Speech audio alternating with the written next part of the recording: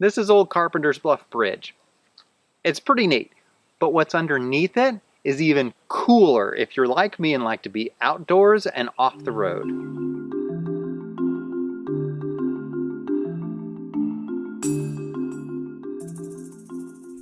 This is where we are today, Carpenter's Bluff near Hendrix, Oklahoma. This is Carpenter's Bluff Bridge. It's blocked at each end, but you can still walk it. The walking path is solid, concrete.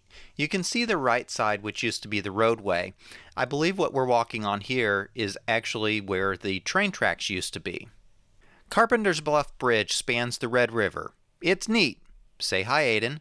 But we're here to explore that area down there where all the sand is. There are 3 ways to get to the sandy area below the bridges. The first way is here. You can go down this little road, but then you have to go across a little section of boulders here. Big 4-wheel drive trucks won't have a problem. If you don't have a big 4-wheel drive truck, don't go there. The other way you can go is here.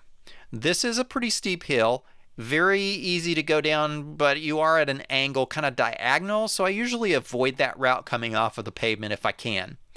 I chose to go the third route, which is Carpenter's Bluff Road. This is not without its hazards either. While Carpenter's Bluff Road is smooth and paved and pretty easy other than some hanging down branches, you do have to go down this steep hill here. As you will see, this is the route that I chose to enter the sandy area.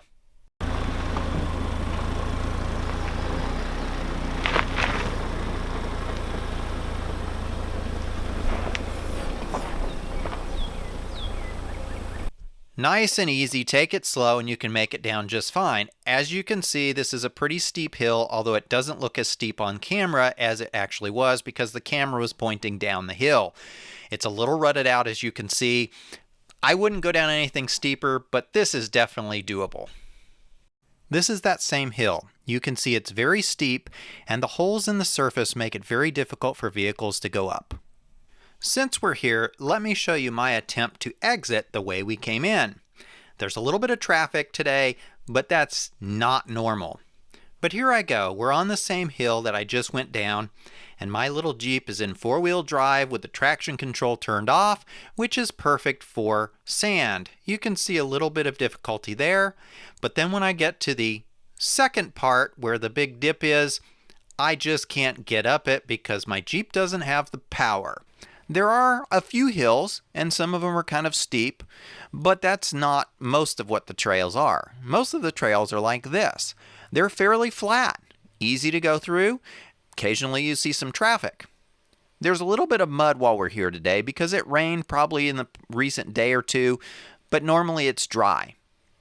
Underneath the new bridge, you'll see an area where you can park that's actually shaded. It stays fairly cool there. Underneath that same bridge, you used to be able to drive all the way down to the pillars, but because of recent high water, that part has been eroded. So it's the middle of July, and we are here. This is the Red River. It flows that way. This is the Carpenter's Bluff Bridge right here, the old one. The new bridge is right there.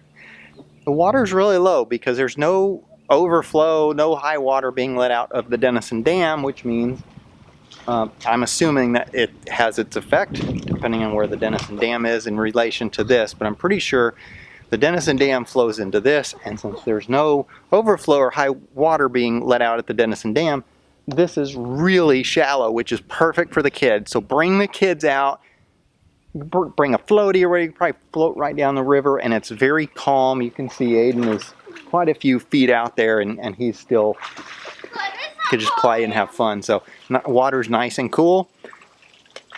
You gotta come explore this. Carpenter's Bluff Bridge, the stuff underneath it.